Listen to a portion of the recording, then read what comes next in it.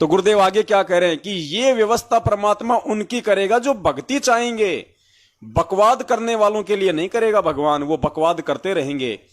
आज जो हमारे भगत भाई बहन जो बकवाद कर रहे हैं ना, ये राजनीति, आरक्षणबाजी, इतना समझाने के बाद भी 4 तारीखों पे फर्जी आश्रमों में जाना, रक्तदान, देह दान, फालतू की रैलियां निकालना।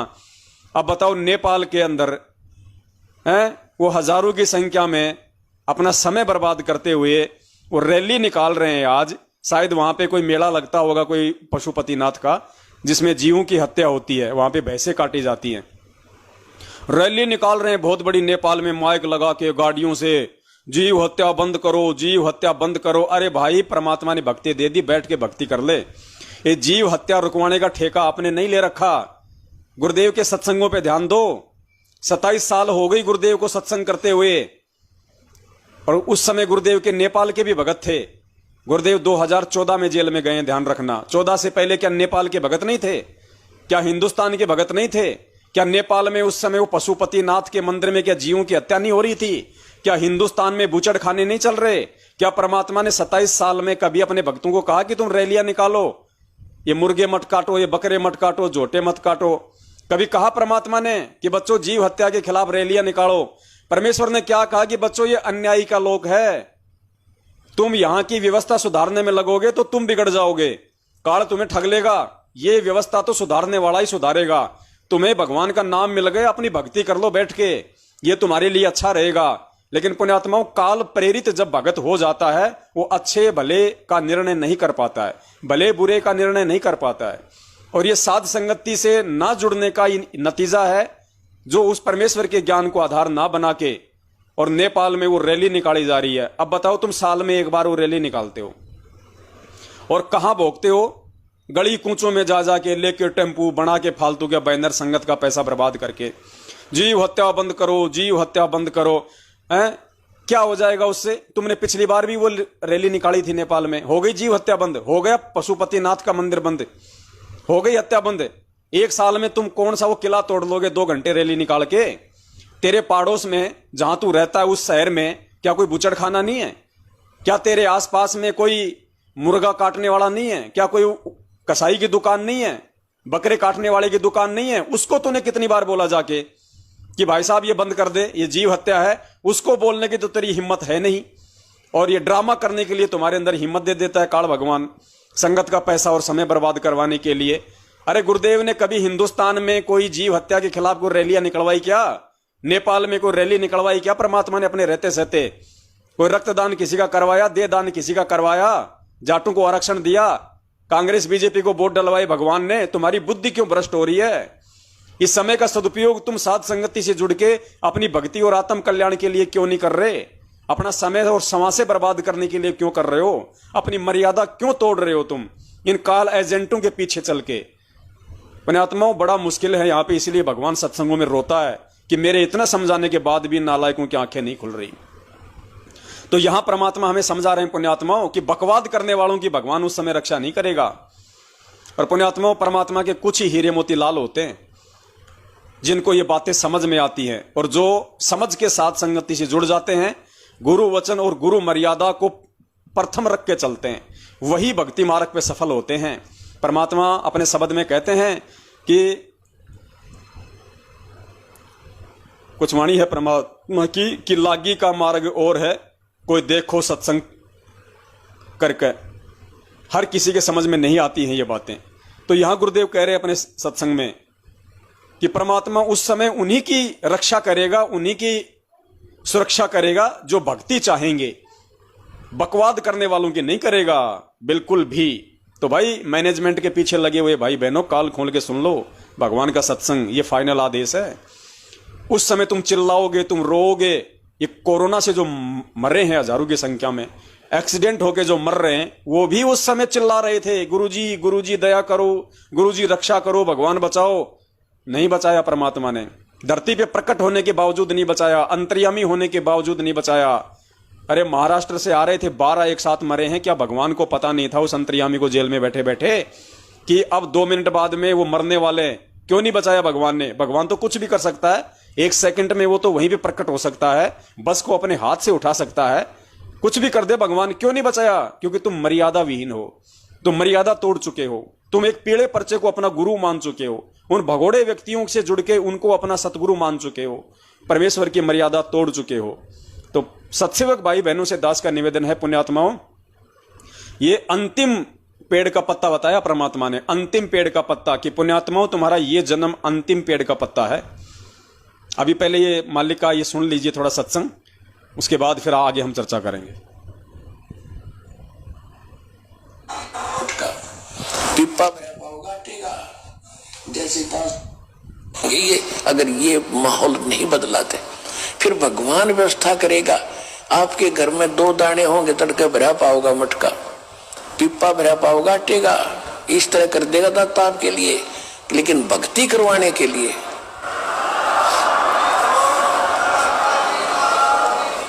ये उनकी करेगा जो भक्ति करेंगे, और जो बकवाद चाहोगे वो अपना करते रहियो। ठीक है जी साहब, भक्ति भजन करेंगे उनका लाभ मिल जाएगा, लेकिन वो उसमें से खड़ी रह जाएंगे। समझदार को संकेत ही काफी होता है, गुरुदेव ने बिल्कुल स्पष्ट कर दिया है। और परमेश्वर कहते हैं, देते को हरि देत है जहां तहां से आण, अण देवा मांगत फिर साहिब सुनो ना कान। ये समर्थ होते हुए भी परमात्मा क्यों उन आत्माओं की रक्षा नहीं कर पाता? समर्थ होने के बावजूद भी परमात्मा उन आत्माओं की रक्षा क्यों नहीं कर पाएगा? इसके पीछे एक बहुत बड़ा रहस्य है पुण्यात्माओं। परमेश्वर ने एक सत्संग के माध्यम से हमें ये बात बताई बड़े प्यार से, अगर कोई उसको समझ जाए तो। इसीलिए परमात्मा ने अपने सत्सेवक बच्चों को निमित्त बना के संगत में संदेशा दिलवाया है कि भैया घर घर में पूज्य गुरुदेव संत रामपाल जी भगवान को 42 मिनट की भोग की आरती के साथ उनको भोग लगाना शुरू कर दो। परमेश्वर को खिलाओ, परमेश्वर को श्रद्धा से खिलाओ, भाव से खिलाओ, परमेश्वर को भोग लगाओ। उन पत्थर के देवी देवताओं को 4 युग हो गए हमने भोग लगाते लगाते, आज हमें वो जिंदा परमात्मा, जिंदा कबीर सतगुरु रामपाल जी भगवान के रूप में मिला है, आज उसको भोग लगाना है। लेकिन 90% संगत फिर भी काल प्रेरित होके और कबीर जी की समझे जाने वाली एक कागज की फोटो को परमात्मा मान के उसका प्रकट दिवस मनाती है, उसको भोग लगाती है। इनकी बुद्धि भ्रष्ट हो गई है। जिस फोटो को गुरुदेव ने यहां तक कह दिया कि ये तो काल्पनिक फोटो है, ये तो इमेजिन है, सपोजिशन है, ये परमात्मा का ऐसा रूप नहीं है, वो तो किसी भी रूप में आ जाता है। उस फोटो को तो आज भी लोग भगवान मान रहे हैं भगत होके, और जो भगवान सामने बैठा है गुरुदेव के रूप में, उनका जन्मदिन मना रहे हैं उनका। पुण्यात्माओं, ऐसी आत्माओं की परमात्मा रक्षा नहीं करेगा। जो परमेश्वर साथ संगति के माध्यम से संगत में संदेशा दिलवा रहे हैं, ये आने वाले उस विनाशकारी समय से बचाव के लिए दिलवा रहे हैं, क्योंकि भगवान किसी का सगा नहीं है। परमात्मा उसी की रक्षा करेगा जो परमेश्वर के वचन पे चलेगा, जो परमेश्वर के विधान पे चलेगा। और परमेश्वर का विधान क्या कहता है? वो समर्थ परमात्मा आने वाले समय में क्यों अपनी असमर्थता जाहिर कर देता है? इसके लिए परमात्मा ने एक उदाहरण दिया हमें, सुदामा जी का और पांडवों का। ध्यान से सुनना ये सत्संग पुण्यात्माओं, आंखें खुल जाएंगी। और अभी तक यदि आपने अपने गुरुदेव को हर रविवार को या महीने में 1 बार या 2 बार, चाहे रोज भोग लगाओ, ये तो आपकी श्रद्धा, आपके समय, आपके समर्पण और आपकी आर्थिक स्थिति के ऊपर निर्भर करता है। यदि आपने पूज्य गुरुदेव संत रामपाल जी भगवान को हलवा का भोग लगाना शुरू नहीं किया, आपने भोग की आरती अपने घर में शुरू नहीं की, और उस कागज की दाढ़ी मूंछ वाली फोटो को परमात्मा मानना नहीं छोड़ा, उसको अपने घर में, अपने दरबार के वहां पे यदि आपने रखना नहीं छोड़ा, पुण्यात्मा परमात्मा रक्षा नहीं करेगा। 2 नावों की सवारी करने वाले का पैर फट जाता है। तो ध्यान से सुनिए परमात्मा क्या कह रहे हैं सत्संग में। गुरुदेव कह रहे हैं कि सुदामा श्री कृष्ण जी का दोस्त था, सखा था। क्या श्री कृष्ण जी को पहले नहीं पता था कि सुदामा इतना गरीब है, मांग मांग के खाता है? वो तो पहले भी सुदामा के लिए झोपड़ी बना सकता था, महल बना सकता था, उसके घर में अनाज की बोरियां पटक सकता था। लेकिन नहीं, विधान है परमात्मा का, चाहे 3 लोक का हो चाहे 7 लोक का हो। गुरुदेव ने कहा कि जब तक सुदामा ने श्री कृष्ण जी को चावल नहीं खिला दिए, जब तक सुदामा ने श्री कृष्ण जी को 3 मुट्ठी चावल नहीं खिला दिए, तब तक श्री कृष्ण ने भी अपने प्रिय सखा सुदामा की रक्षा नहीं की। ये एग्जाम्पल है बहुत बड़ा। देते को हरि देत है जहां तहां से आण। फिर परमात्मा ने पांडवों का उदाहरण दिया। देखना आगे पुण्यात्माओं।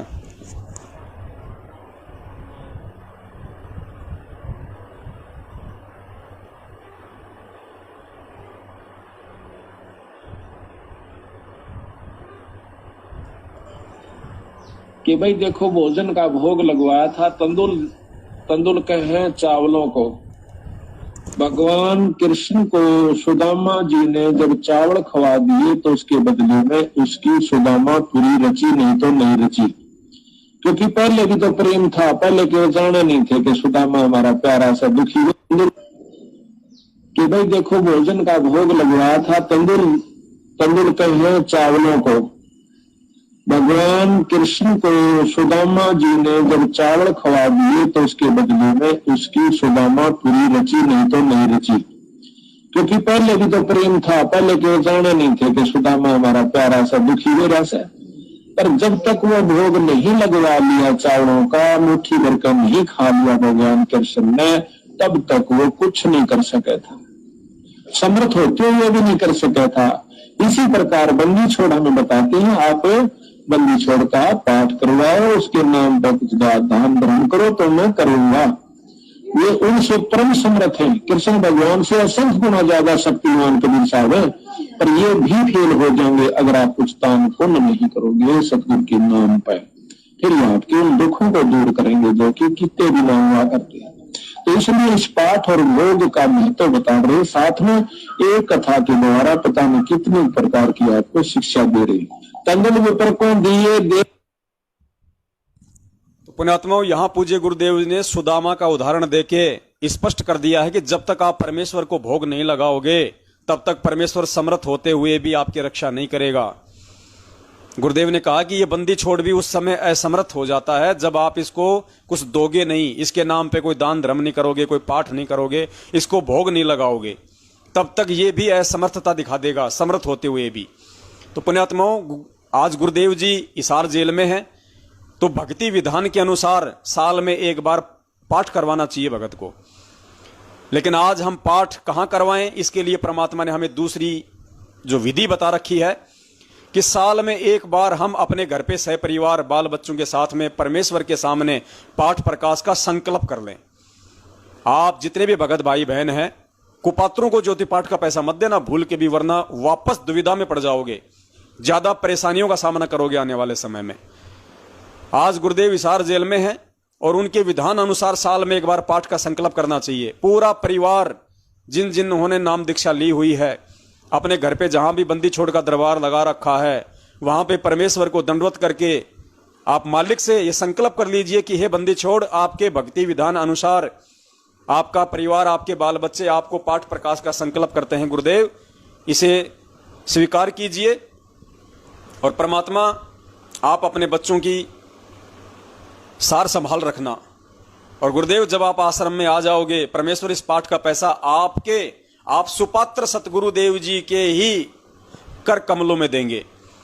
तो परमात्मा कहते हैं, साधु भूखा भाव का धन का भूखा नाही, और जो कोई धन का भूखा वो साधु भी नाही। तो धन का भूखा तो ये सतलोक आश्रम मैनेजमेंट हरियाणा है, ये साधु की श्रेणी में नहीं है। पुण्यात्माओं, हमने इस प्रकार से ज्ञान आधार से अपने आप को बचाना है, मर्यादाओं में चलना है। फिर परमात्मा ने हमें एक वाणी में बताया कि रोटी कृष्ण देव को पाई, ताते 87 की खुदिया मिटाई। रोटी कृष्ण देव को पाई, परमात्मा ने इसके लिए, अभिदास के पास में शायद सत्संग है नहीं, वो परमात्मा ने कहा कि जब 1 साल का वनवास अज्ञातवास वाला पांडव काट रहे थे और उधर हस्तिनापुर में जो दुर्योधन था, उसने दुर्वासा ऋषि को अपने बाग में रखा हुआ था, उसको 12 साल से खिला रहा था, उसको पिला रहा था। और फिर वो गया दुर्वासा के पास में और कहा कि तुझे इतने दिनों से खिला पिला रहा हूं, कुछ तो काम कर। बोला क्या? बोला जाके पांडवों को दुर्शिष दे के आ जा, उनको उनका विनाश हो जाए, उनको ऐसा वो दे के आ जा। अब वो भी मजबूर था, क्योंकि उस दुर्योधन का मलिन अन्न खाके वो भी परमात्मा के विधान से नीचे गिरा हुआ था। तो पांडवों को दुर्शिष देने के लिए जंगल में चला जाता है, 88,000 ऋषियों को साथ लेके। रोटी कृष्ण देव को पाई, ताते 88 की खुदिया मिटाई, उनकी भूख मिटाई। वहां चला गया और जाने के बाद में उसने कहा कि भाई भूख लग रही है, भोजन कराओ। शाम के टाइम पे गया और गुरुदेव ने बताया कि जो द्रौपदी थी, द्रौपदी के पास में सूर्य भगवान ने एक ऐसा वो पात्र दिया हुआ था कि जब तक वो द्रौपदी भोजन नहीं कर ले तब तक वो चाहे तो पूरी पृथ्वी को वो भोजन करा सकती है। लेकिन यदि उस द्रौपदी ने खाना खा लिया उसके बाद उसमें कुछ नहीं बचता था अगले दिन के बाद। तो उस समय उसने द्रौपदी ने खाना खा लिया और लेट गया वो दुर्वासा, और जाने के बाद कहा कि भाई भूख लग रही है, भोजन कराओ। साथ में 88,000 की सेना, साधु संतों की, ऋषियों की, और उसने कुछ डिमांड रख दी कि आज का बोया हुआ आम होना चाहिए, आज की फसल होनी चाहिए, आज का ही गेहूं होना चाहिए, आज ही बो, आज ही काटो, आज ही ऐसा होना चाहिए। मतलब ना होने वाले काम, गुरुदेव ने बताया कि ना होने वाले काम ऐसे ऐसे उसने वहां पे डिमांड रख दी ताकि ये मेरे डिमांड को पूरा ना कर पाए और मैं इनको बद्दुआ दे दूं, मैं इनको श्राप दे दूं। उधर से पुण्यात्मा वो कबीर परमात्मा श्री कृष्ण जी का रूप बना के, क्योंकि पांडवों का गुरु श्री कृष्ण था, वो परमेश्वर श्री कृष्ण जी का रूप बना के पांडवों के पास जंगल में गया और उस समय कहा कि भाई क्या हुआ, भाई क्यों चिंतित हो, क्या हो गया। वो श्री कृष्ण जी को याद करने लग गए उस समय, क्योंकि आपत्ति के समय अपने गुरु भगवान को ही याद किया जाता है। तो पांचों पांडव और द्रौपदी श्री कृष्ण जी का ध्यान लगा रहे थे। उधर से वो परमात्मा श्री कृष्ण का रूप बना के आ गया और उन्होंने कहा कि महाराज ऐसे ऐसे ये दुर्योधन का भेजा हुआ हमारे को बद्दुआ देने के लिए, श्राप देने के लिए ये आया है, बकवाद करने के लिए, ये दुर्वासा, और मैंने भोजन खा लिया। तो पुण्यात्मा अब ध्यान देना आगे गुरुदेव ने क्या कहा। श्री कृष्ण रूप में परमेश्वर ने कहा कि भाई पहले मुझे कुछ खिलाओ। तो पांडवों ने कहा कि महाराज अगर हमारे पास में कुछ खिलाने को होता तो हम इनको ना खिला देते, कुछ नहीं बचा। बोलो कुछ तो होगा, बोलो कुछ नहीं, सब खा लिया। बोला द्रौपदी वो जो झूठा जो बर्तन है, पुण्यात्मा झूठा बर्तन, परमेश्वर ने कहा श्री कृष्ण रूप में कि वो जो झूठा बर्तन है उसमें देखो कोई साग का पत्ता वगैरह कुछ लग रहा होगा, अरे वो ही खिला दो। तो द्रौपदी ने देखा तो उसमें साग वाग का जो पत्ता था वो लग रहा था थोड़ा बहुत। तो परमेश्वर ने उसमें पानी डाला, उसको घोड़ा, हिलाया और वो पिया। और जैसे ही श्री कृष्ण रूप में उस कबीर परमात्मा ने वो भोजन किया, वो भोग लगाया, भोग लगाते ही उधर गुरुदेव कहते हैं कि रोटी कृष्ण देव को पाई, ताते शेष 88 की भूख मिटाई। उधर बंदी छोड़ ने भोजन किया, उधर सारे के सारे साधु 88,000 दुर्वासा लोट मार रहे वहां पे। गुरुदेव ने कहा कि जैसे जो गधा होता ना, और जो गधा होता है जो राख में लोट मारता है, वैसे लोट मार रहे। और बंदी छोड़ ने कहा कि भाई जा उनको ले आ, कि भोजन तैयार है, महात्माओं भोजन करो। भीम जैसे गया उनको बुलाने के लिए, वो तो लौट रहे। और भीम ने कहा कि महाराज चलो भोजन तैयार है। तो दुर्वासा ने कहा अरे भैया भोजन का नाम मतलब उल्टी आने को हो रही है, हम तो छिक गए भाई। एक बता तुम्हारे घर पे कौन आए, कौन आए तुम्हारे घर पे? तो उसने कहा कि श्री कृष्ण जी आए हैं। तो जो दुर्वासा उनको श्राप देने के लिए आया था, उस दुर्वासा के मुंह से परमात्मा ने यह निकलवा दिया क्या कि भाई तुम्हारा भला हो, तुम्हारा भला हो भाई, और जिसने मुझे भेजा है उसका सत्यानाश हो। मतलब तुम्हारे दुश्मनों का नाश हो, तुम्हारा भला, तुम्हारा भगवान भला करे और राम करे तुम्हारे दुश्मनों का नाश हो। तो पांडवों के दुश्मन कौन? कौरव। तो गुरुदेव ने बताया कि जिस दुर्योधन ने पांडवों को श्राप देने के लिए भेजा था बंदी छोड़ने, उसी दुर्वासा से उन्हीं कौरवों को श्राप दिलवा दिया और उनका सत्यानाश हुआ। तो कहने का मतलब है खुद वो बंदी छोड़ जो श्री कृष्ण जी का रूप बना के गया था, वो तो समर्थ था, वो तो खाना सबकी भूख शांत कर सकता था, वो तो वहां पे मिनटों में भंडारे भर सकता था। जैसे काशी में 18 लाख लोगों के लिए भगवान ने 9 लाख बैलों के ऊपर, उनको तो बैलों की भी आवश्यकता नहीं थी, लेकिन लीला करता है परमात्मा। जब 18 लाख की परमात्मा ने भूख शांत की वहां पे 3 दिन तक बिना इस पृथ्वी के एक अनाज के दाने के, तो वो परमात्मा तो 88,000 उन ऋषियों को भी खाना खिला सकता था, लेकिन नहीं, अपना विधान बताया भगवान ने कि द्रौपदी पहले कुछ मुझे खिला। तो पुण्यात्माओं, जब तक हम अपने पूज्य गुरुदेव जी को आज परमात्मा मान के भोग नहीं लगाएंगे, अपने गुरुदेव जी को हम आज भोजन नहीं कराएंगे, मालिक एक वाणी है, एक भजन है पुण्यात्माओं, जगत वाले भी इतने ज्यादा भावित हैं, श्रद्धालु हैं, भले ही वो पत्थरों को पूजते हैं। एक भजन है जिसमें आता है कि कौन कहता है भगवान खाते नहीं, कौन कहता है भगवान खाते नहीं, तुम सबरी के जैसे खिलाते नहीं। कहते हैं भगवान, कौन कहता कि भगवान नहीं खाता? भगवान तो उस पत्थर में प्रकट होके भी खा जाएगा, लेकिन तुम्हारे भाव जो होते हैं वो खिलाने के नहीं होते। तुम्हारे सबरी के जैसे भाव होने चाहिए अपने गुरुदेव को भोग लगाने के। कहते हैं कौन कहता है भगवान खाते नहीं, पर तुम सबरी के जैसे खिलाते नहीं। फिर कहते हैं कौन कहता है भगवान आते नहीं, तुम मीरा के जैसे बुलाते नहीं। पुण्यात्माओं, आज हमें मीरा के श्री कृष्ण जी और सबरी के श्री राम से उत्तम सर्वश्रेष्ठ वो भगवान वो राम मिला है असली। आज हमने उसको भोग लगाने में कोई पुण्यात्माओं भय नहीं होना चाहिए, कोई शर्म नहीं होनी चाहिए। 4 युगों से हम इन पत्थर के देवताओं को भोग लगा रहे हैं, उस समय में कोई डर नहीं, कोई शर्म नहीं। आज इस मैनेजमेंट के डर से, इन 2 कौड़ी के काल एजेंटों के भय से आज आप अपने गुरुदेव को भोग लगाने से डर रहे हो कि मेरा नाम खंड हो जाएगा। अरे अपने गुरु भगवान को भोग लगाने से नालायक को नाम खंड होता है क्या, या फिर नाम जुड़ता है?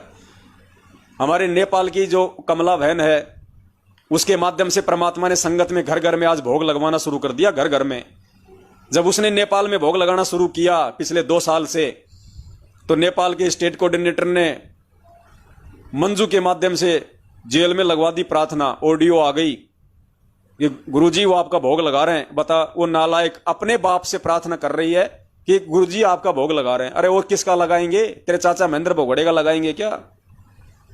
उसके बाद से परमात्मा ने फिर लाइव वीडियो बनवाया, और आज पुण्यात्माओं जो परमेश्वर के बच्चे हैं, जो परमेश्वर के हंस हैं, आज घर घर में गुरुदेव को हर संडे को या महीने में 2 बार परमेश्वर को हर घर में हलवाराम का भोग लग रहा है। और पुण्यात्मा कोई बड़ी बात नहीं, अगर आप हलवाराम नहीं बना सकते, आपकी इतनी स्थिति नहीं है, आप यदि मजबूर हैं, पुण्यात्मा सूखी रोटी का भी भोग लगा दो। परमेश्वर भाव का भूखा है, साधु भूखा भाव का, धन का भूखा ना। परमात्मा कहते हैं व्यंजन 36 ये ना चावे, जो मिल जावे रुचि रुचि खावे, भाव ले देख प्राणी का, प्रसाद अलूणा ये खा जावे। ये परमात्मा वो है, ये भाव देखता है, ये 56 भोग नहीं देखता। लेकिन जो हलवा राम है वो एक नॉर्मल सी चीज है। अगर आप अपने परिवार में 2-4 भी परमात्मा के भगत हैं तो 50 ग्राम 100 ग्राम घी में आप जी हलवा आराम से बना सकते हैं, कोई बड़ी बात नहीं है। पहले कम से कम इतने के तो हम दिन में बीड़ी पी जाया करते थे, कोई सिगरेट पी जाया करता था, कोई पान खा के थूक देता था। आज आपको कम से कम महीने में 2 या 3 बार ही तो भोग लगाना पड़ रहा है गुरुदेव को। बाकी तो हम रोज खाना बनाते हैं, रोज अपनी थाली में थोड़ा सा परमेश्वर को भोग लगाते हैं, वो अलग है। और एक जो 42 मिनट की जो भोग की आरती है उसके साथ भोग लगाना अलग है, हलवा बना के। पुण्यात्माओं, ये मालिक का विधान है। गुरुदेव जी खुद बता रहे अपने सत्संगों में। श्री कृष्ण जी सुदामा की सुदामापुरी पहले भी तो रच सकता था, लेकिन नहीं रची जब तक सुदामा ने श्री कृष्ण जी को चावलों का भोग नहीं लगा दिया। श्री कृष्ण रूप में वो कबीर परमात्मा दुर्वासा की 88,000 ऋषियों की भूख शांत कर सकता था, लेकिन नहीं, पहले उस परमात्मा ने भोग लगाया।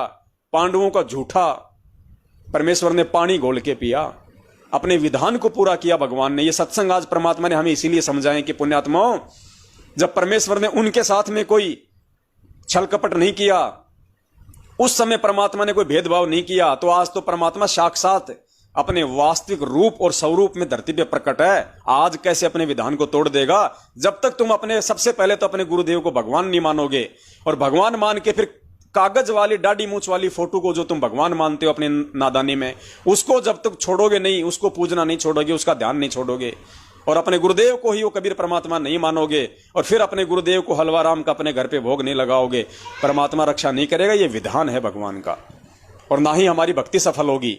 हमने यदि सतलोक जाना है तो एक समय पुण्यात्माओं, चाहे आज चाहे कल चाहे अगले जन्म में, हमने एडी से लेकर चोटी तक अपने पूज्य गुरुदेव जी के प्रति समर्पित होना पड़ेगा कि इसके अलावा दुनिया में कोई भगवान नहीं है, धरती पे कोई संत नहीं है, और कोई भगवान नहीं है, ना कोई दाढ़ी मूछ वाला है, ना कोई और है। यही है जो कुछ है वो सब कुछ।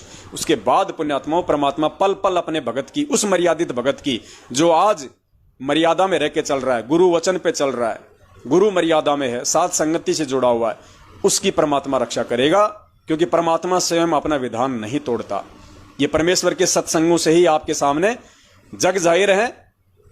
और जब वो समय आया तो परमात्मा किस प्रकार से अपनी आत्माओं की रक्षा करेगा। आज हम जो दान धर्म कर रहे हैं, कौन सा दान धर्म?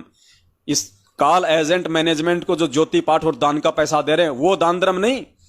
आज साध संगति के जगह जगह जो प्रोग्राम हो रहे हैं, उन साध संगति के प्रोग्रामों में जो भगत भाई बहन जा रहे हैं, वहां जो परमेश्वर को भोग लगता है, जो भंडारा बनता है, उस भंडारे में अपना जो सहयोग करते हैं, चाहे कोई 1 रुपया दे, चाहे कोई 5 रुपया दे, चाहे कोई 5,000 रुपए दे, वो भंडारा पुण्यात्माओं। और पाठ का संकल्प, ज्योति और पाठ का संकल्प साल में एक बार, और इन साध संगति के कार्यकरों में, उन धर्म भंडारों में हम जो सहयोग कर रहे हैं पुण्यात्माओं,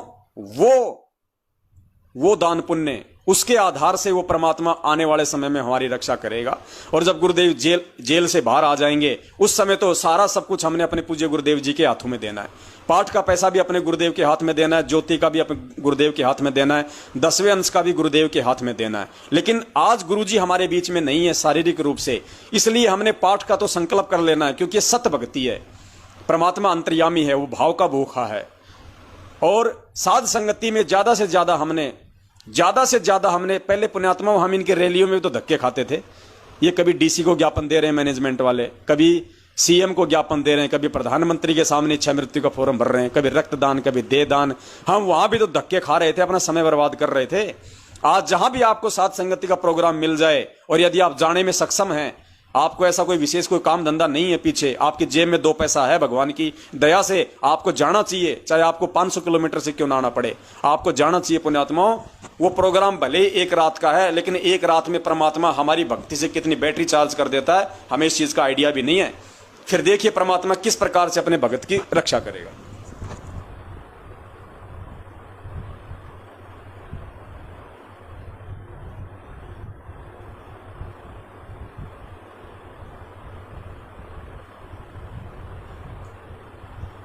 परमात्मा से पूछा किसी ने कि धर अंबर सब जाएंगे और विनसेंगे कैलाश, एकम एका होएगा तब कहाँ रहे तेरे दास। धरती अंबर जान दे और विनसन दे कैलाश, एकम एका होण दे मेरे आश्रय रहे मेरी दास।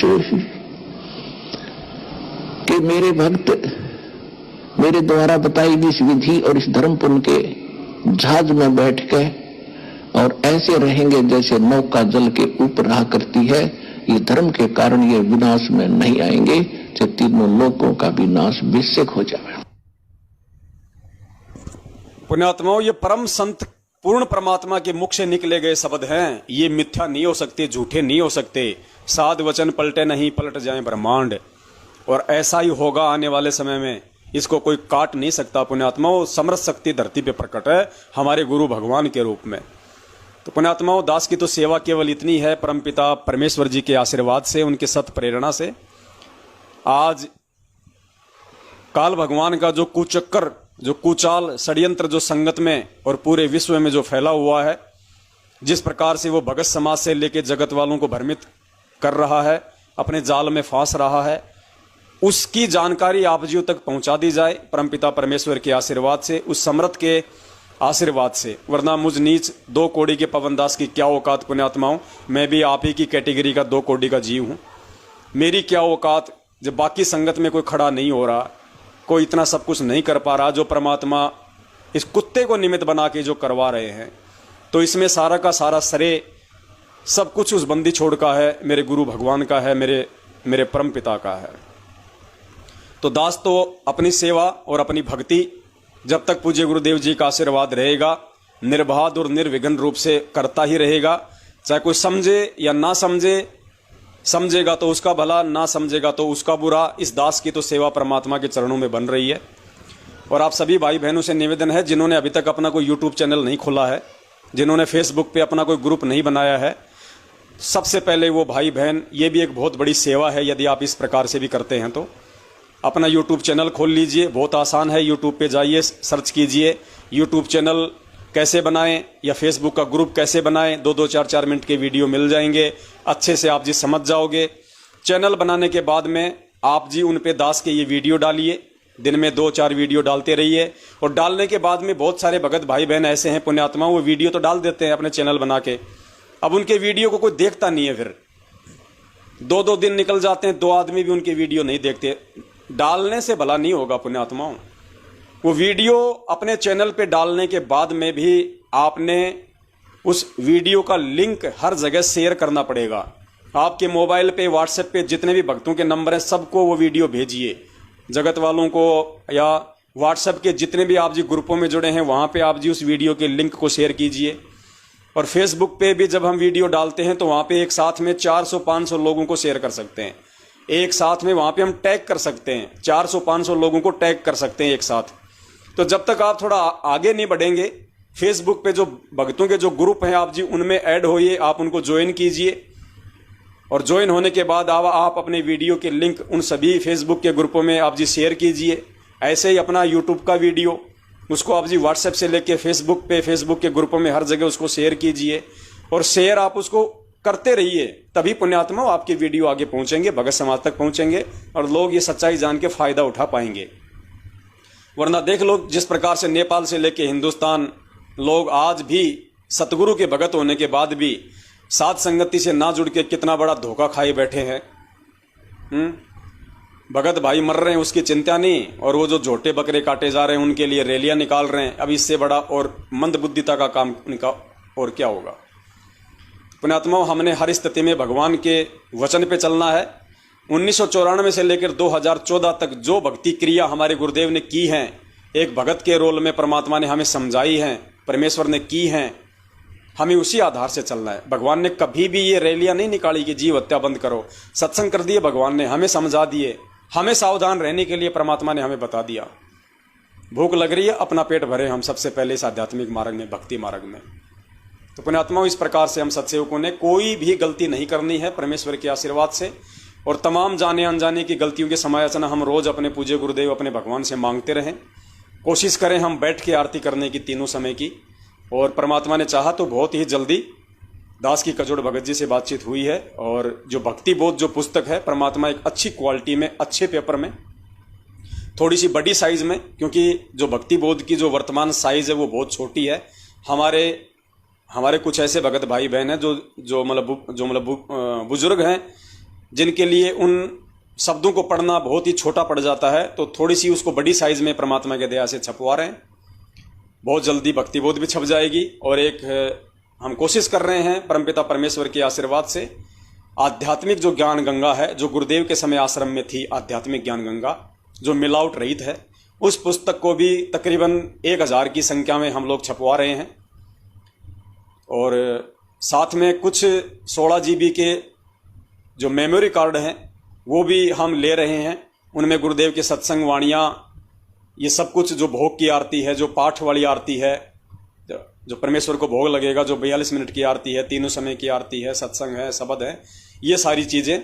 तो ये कुछ चीज़ें होंगी और ये चीज़ें आपको मिलेंगी जहाँ भी आपके आसपास में साध संगति होगी, वहाँ पे उस भगत भाई के पास में ये सारी चीज़ें वहाँ पे भेज दी जाएंगी। और जो भी कॉस्ट इनकी होगी, जो इनकी लागत आएगी, केवल वही आप लोगों से लिया जाएगा। जो भी भाई बहन उसको लेना चाहेगा, चाहे मेमोरी कार्ड हो, चाहे आध्यात्मिक ज्ञान गंगा हो, चाहे भक्ति बोध हो, चाहे पूज्य गुरुदेव जी की कोई फोटो हो, जो भी सामान सतगुरुदेव जी के आशीर्वाद से हम तैयार करवाने जा रहे हैं, वो सारी की सारी जो वो चीज़ें हैं आपको वहाँ पे मिल जाया करेंगी। इसके लिए आपको साथ संगति में जाना पड़ेगा। कोई भाई अगर ये कहे कि मैं दूर हूँ भाई, मैं नहीं आ सकता, मुझे कोरियर कर दो, ये बिल्कुल संभव नहीं होगा। हमने इसको व्यापार के रूप में नहीं लेना है। वो सारा सामान मिला के अगर 200 रुपये का है और 250 रुपये फिर आपके वो कोरियर के लग जाएंगे, फ़ायदा क्या है इस चीज़ का। वो मिसयूज़ हो सकता है, बीच में ना पहुँचे आप तक, कई कारण हैं। इसलिए दास विनती करेगा उस सामान को प्राप्त करने के लिए जो अभी छपने जा रहा है, आप जी को साथ संगति के कार्यक्रम में आना पड़ेगा, वहीं से आपने सारी चीज़ें प्राप्त करनी पड़ेंगी। कुछ भगत भाई बहन जो भी नए हैं, इतना ज्ञान नहीं हो पाया है, और उनसे भी मेरी प्रार्थना है कि वो साथ संगति से जुड़े, निष्पक्ष भाव से, धैर्य के साथ में। परमपिता परमेश्वर के जो सत्संग आपको दिखाए जा रहे हैं साथ संगति में, आप उनको सुने, अपने जीवन में आप उनको उतारें, आप उन पे अमल करें। क्योंकि पुण्यात्माओं, दास इतने समय से जो गुरुदेव के आशीर्वाद से आप लोगों के बीच में है, और दास जो संदेश आप लोगों को सदगुरु आशीर्वाद से, उनके ज्ञान आधार से दे रहा है, सबसे पहले दास उन वचनों पे चलता है। वरना मेरी औकात नहीं है कि मैं आपको वो वचन बोल सकूं, आपको वो बात मैं करने को बोल सकूं। अगर मैं बोलूंगा तो इसके 2 कारण होंगे। सबसे पहले तो मैं दोषी बन जाऊंगा, क्योंकि मेरी उस करनी और कथनी में रात दिन का अंतर हो जाएगा, तो मैं भगवान का दोषी बन जाऊंगा। और दूसरा, यदि मैं बोलूंगा और यदि वो काम मैं नहीं कर रहा हूं और आपको खाली मैं सलाह दे रहा हूं तो मेरे वचन आपके ऊपर काम नहीं करेंगे, वो निष्फल हो जाएंगे। ये भक्ति का विधान है। और यही कारण है आज लाखों की संख्या में ये पुस्तकें गांव गांव में पहुंचने के बाद भी लोग जागरूक नहीं हो रहे, क्योंकि इन पुस्तकों को बांटने वाले खुद अज्ञानी हैं, खुद मूर्खता में चल रहे हैं, गुरु वचन से हटके उल्टे जो है वो कुकर्म कर रहे हैं, राजनीतियां कर रहे हैं, आरक्षणबाजी कर रहे हैं, अंधे होके कुपात्रों को ज्योति पाठ और दान का पैसा दे रहे हैं। तो फिर वो दुनिया वाले तुम्हारे हाथ से ज्ञान गंगा लेके फिर वो क्यों वो पत्थर पूजा छोड़ेंगे? जब तुम दाढ़ी मूंछ वाली फोटो को नहीं छोड़ रहे पूजना, तो वो देवी देवताओं की फोटोओं को पूजना क्यों छोड़ेंगे? जब तुम भगत होके राजनीति करना नहीं छोड़ रहे, तो दुनिया वाले तुमसे ज्ञान गंगा लेके राजनीति करना क्यों छोड़ेंगे? क्योंकि तुम्हारे शब्द निष्फल हो रहे हैं और उल्टा तुम भगवान के दोषी बन रहे हो। और पुण्यात्माओं, यही काल भगवान की सूक्ष्म चाल होती है। और इन सूक्ष्म चालों से दया परमपिता परमेश्वर की, जो अपने सत्सयोग बच्चों को उन्होंने ज्ञान आधार से बचाए रखा। इसी के साथ दास परमपिता परमेश्वर सतगुरु रामपाल जी भगवान से अनुमति चाहता है अगली लाइव साध संगति के लिए। सूचना आपको पहले दे दी जाएगी। और आप सभी सत्सेवक भाई बहनों का दास धन्यवाद करना चाहेगा, जो आपने अपना कीमती समय निकाला। साध संगति से आप जी जुड़े रहे। और अभी 9 अक्टूबर को हरियाणा के गुड़गांव में साध संगति है। 9 अक्टूबर को हरियाणा के गुड़गांव में हमारी चंद्रो बहन है, गांव शिवाड़ी है। और जो पता है आप जी एक बार नोट कर लेना, या इस वीडियो के लास्ट में आप जी सुन लेना जो दास आपको बता रहा है। गांव शिवाड़ी बिरहेड़ा से शिवाड़ी के बीच में है, सरकारी स्कूल के पीछे है, तहसील है फरूखनगर, जिला गुड़गांव, हरियाणा। और 9 तारीख को तो ये है परमात्मा का, 9 अक्टूबर को। और 16 अक्टूबर को हरियाणा में ही दूसरी जगह है, रोहतक में है। हमारी बहन दास को उस बहन का नाम नहीं याद आ रहा, शीला हुड्डा है, सुशीला हुड्डा है, ऐसे उस बहन का नाम है। मालिक ने उस पर दया की है। तो 16 तारीख को 16 अक्टूबर को रोहतक में है। आप जी वहाँ भी शामिल हो सकते हैं। पोस्टर वगैरह आपके पास में आते रहेंगे, पहुँचते रहेंगे। और पुण्यात्मा 9 अक्टूबर को उत्तराखंड के देहरादून में रानी पोखरी में साध संगति और भंडारा था, लेकिन उनके पड़ोस में किसी की अचानक से मृत्यु हो जाने के कारण वो प्रोग्राम जो है उनको वो कैंसिल करना पड़ा। तो उत्तराखंड का जो प्रोग्राम था, जो रानी पोखरी का, वो परमात्मा ने 23 तारीख का रखवा दिया। यानी उत्तराखंड में 9 अक्टूबर से हटके 23 अक्टूबर को हो गया है। 23 अक्टूबर को शाम को 7:30 बजे बंदी छोड़ को भोग लगेगा, साथ संगति होगी, भंडारा होगा। उससे पहले 9 अक्टूबर को आप जी कोशिश कीजिए, आपकी जो गुड़गांव में चंद्रो बहन है वहां पे आप जी जाइए, परमेश्वर की साथ संगति में शामिल होइए और 5 यज्ञों का लाभ उठाइए, साथ संगति का लाभ उठाइए, अपने बंदी छोड़ को भोग लगाइए, अपने परमात्मा को आप जी जो है वो प्रसन्न कीजिए। 9 अक्टूबर 2021 गुड़गांव में, गांव शिवाड़ी, बिरहेड़ा से शिवाड़ी के बीच में और सरकारी स्कूल के पीछे, तहसील फरूखनगर, गुड़गांव, हरियाणा। आगे साथ संगतियों की जानकारी आपको मिलती रहेगी। और अभी 3 अक्टूबर को, जो अभी जा चुका है क्योंकि आज 5 अक्टूबर है, आज से 2 दिन पहले 3 अक्टूबर को राजस्थान के जयपुर के पास में जोबनेर है, वहां पे परमात्मा का साथ संगति और भंडारा था। 70-80 के आसपास वहां पे परमेश्वर की आत्माएं आई, बड़ा प्यार प्रेम से परमेश्वर ने भंडारा संपन्न करवाया। और 3 तारीख को ही उत्तर प्रदेश के हमीरपुर में था, वहां पे हमारे मोहनलाल भगत जी हैं, परमेश्वर ने उनको निमित्त बनाया। काफी संख्या में वहां पे परमेश्वर की आत्माएं आई भंडारे में। 3 तारीख का परमात्मा ने वो भंडारा भी संपन्न करवाया। तो बंदी छोड़ की दया हो रही है, जगह जगह सतगुरुदेव जी के आशीर्वाद से भंडारे शुरू होने जा रहे हैं। आप सभी को हिम्मत करनी चाहिए, आगे आना चाहिए। अब इन काल एजेंटों से डरना छोड़ देना चाहिए, अपने गुरुदेव भगवान को सामने रख के।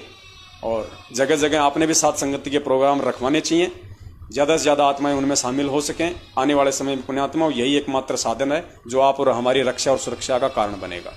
इसी के साथ दास अनुमति चाहता है। सत साहिब, बंदी छोड़ सतगुरु रामपाल जी परमेश्वर की जय हो। सत साहिब। जिसके सिर पर कृपा गुरु की, वो दुख कैसे आएगा। जिसके सिर पर कृपा गुरु की, वो दुख कैसे पाएगा। नाम गुरु जी का जप लेगा, नाम गुरु जी का जप लेगा, जीवन सफल बनाएगा। जिसके सिर पर